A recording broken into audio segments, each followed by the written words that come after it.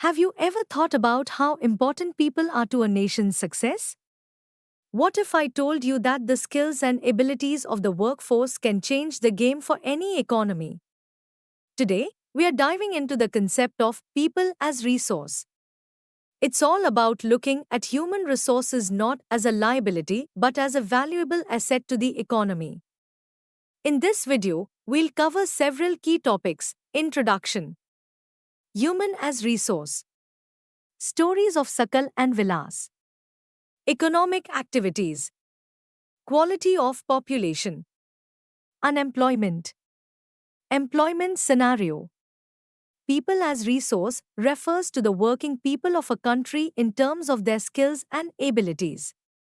Human resources is not a liability but an asset to the economy. The population becomes human capital when investments are made in education, training, and healthcare. Human capital, in essence, is the stock of skill and productive knowledge embodied within it. A teacher, a doctor, a tailor, and even a mechanic are all examples of human capital. People who are part of the workforce are called human resource. By contributing to productivity, the human resource plays a significant role in the economy of a country. Any other resource becomes useful only because of the input by the human resource. Investment in human capital yields a return like investment in other resources. Investment in human capital is done through education, training, and healthcare. A person with better education usually earns better than an uneducated person. Moreover, a healthy person is more productive. These are the main areas of investment in human resources. Input of greater knowledge in the form of improved production technologies rapidly increases the productivity of scarce land resources. Human capital has come to acquire a higher position than that of material, plant, and machinery. Developed human resources provide higher income, advantages to society, and are superior to other resources. Let's look at two contrasting stories. Sakal is educated, got a job, is healthy, and skilled. This leads to higher income and higher productivity.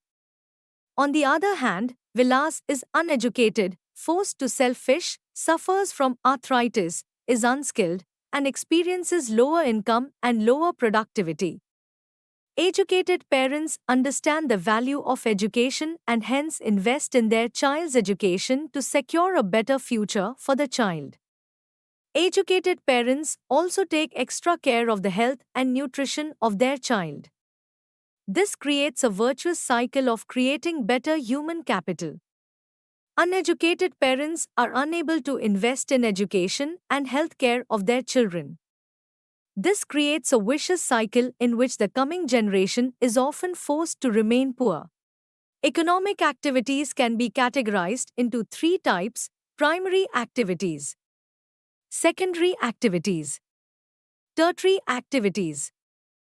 Economic activities which are related to agriculture, poultry farming, fishing, horticulture, animal husbandry, mining, quarrying, etc. are called primary activities. Natural resources are just extracted in primary activities. Manufacturing and quarrying are included in the secondary sector. Natural resources are properly modified in secondary activities. It consists of all service occupations and helps in the development of primary and secondary sectors. These activities add value to the national income. Examples include transport, communication, trade, education, banking, etc. When some product or service is produced to be sold in the market, it is called market activity. When some product or service is produced for self-consumption, it is called non-market activity. If a farmer produces just enough to meet his family needs, then his activity is a non-market activity. Similarly, the work of a housewife is a non-market activity because she is working for the benefit of her family members. When women enter the labor market, they are paid for their work. Their earnings are calculated on the basis of education and ability, much like that of their male counterparts. Most women are undereducated and have low skills training, and therefore women are paid low compared to men. Most women do work where there is no job security. Literacy rate, health, and skills determine the quality of a population.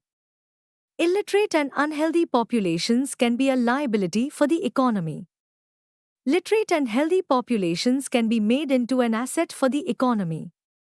Literate and healthy populations contribute towards the GDP of a country. Education defines the literacy level and skill level of a person. It also helps in enriching the culture of society. The presence of educated persons in society indirectly benefits the illiterate persons as well.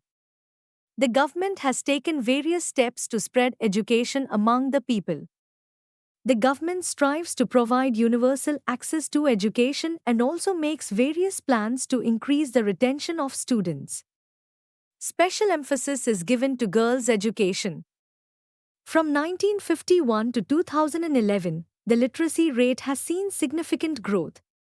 Jawahar Navodaya Vidyalayas, JNVs, are a system of alternate schools for gifted students in India. They are run by Navodaya Vidyalaya Samiti, New Delhi, under the Ministry of Human Resource Development. JNVs are fully residential and co-educational schools affiliated to CBSE, New Delhi, with classes from 6-12. They are specifically tasked with finding talented children in rural areas of India and providing them with good quality education. Sarv Shiksha Abhiyan, SSA, is an Indian government program aimed at the universalization of elementary education in a time-bound manner, as mandated by the 86th Amendment to the Constitution of India, making free and compulsory education to children of ages 6 to 14 a fundamental right. The program was pioneered by Atal Bihari Vajpayee. Its goals of 2015 were to open new schools in areas which do not have them and to expand existing school infrastructures and maintenance, address inadequate teacher numbers, and provide training and development for existing teachers. Provide quality elementary education including life skills with a special focus on the education of girls and children with special needs as well as computer education. The government provides midday meal in government schools so that children of poor people can attend school. The objectives are to encourage attendance and retention of children and improve their nutritional status, aiming at increasing the literacy rate. The midday meal has helped many children from poor families to attend school. The 10th plan has focused on increasing the enrollment in higher education from 6% to 9%. The strategy is to increase access, quality, and adoption of state-specific curriculum to motivate enrollment in higher education. Vocational courses are also offered and use of information technology is being maximized to attain the goal. The 10th plan also focuses on distant education, convergence of formal, non-formal, and IT education. A healthy person can fully realize his potential and can be an asset for the economy. An unhealthy person shall not be able to realize his potential and can be a liability for the economy. The National Health Policy of India is aimed towards improving access to health services and improving nutrition, especially among the underprivileged classes. The government health system is composed of many tiers of hospitals. The primary health centers, PHC, are the bottom of this tier and provide general medical care to rural people. This is followed by community health centers in bigger tehsils or block-level towns. The district hospitals are at district level. Further, medical colleges are present in major cities where doctors of all specialties are present. Over the years, health infrastructure in India has expanded significantly, with increasing numbers of health centers, dispensaries, hospitals, beds, and medical professionals. When a person is actively seeking a job but is unable to get employed, he is called an unemployed person. People in the working age, 15 to 59 years, can be termed unemployed if any one of them is without gainful employment. Additionally, if a person voluntarily does not want to work, he cannot be termed as unemployed. Unemployment is very high in urban areas. Even highly educated youths, like graduates and postgraduates, are unable to find a job. Many analysts say that it is because of the demand supply gap. While many technically qualified people are unemployed, there are many jobs remaining vacant because of lack of proper training of the individuals. Now let's talk about seasonal unemployment. This type of unemployment is more prevalent in rural areas. People dependent on agriculture usually face this. The farming cycle is season based. There are certain months which are quite busy for a farm worker, while there are many other months when a farm worker is without work. Now let's talk about hidden or disguised unemployment.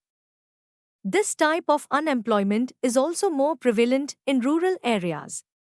To understand this, let's take the example of a family with 8 working members. All of them are working on their farm.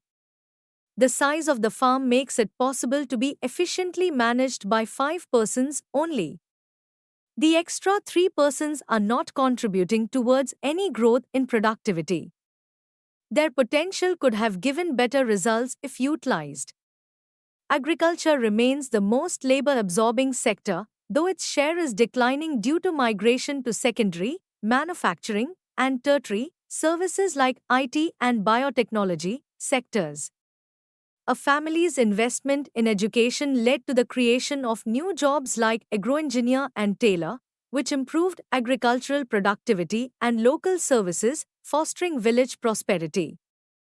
Economic growth and innovation followed as surplus produce was sold for profit, inspiring others to seek better futures through education and innovation, leading to the establishment of a school and more diverse job opportunities in the village. In summary, the chapter on People as Resource highlights how investing in human capital through education, training, and healthcare transforms individuals into valuable assets for the economy. We hope that you have understood the topic. You can now study chapter notes, watch video lectures, and solve MCQ tests of this chapter on EduRev to ensure you score well in your school exams. And that's not all. You also get amazing courses for maths, science, English, Hindi, and much more for class 9. Thank you.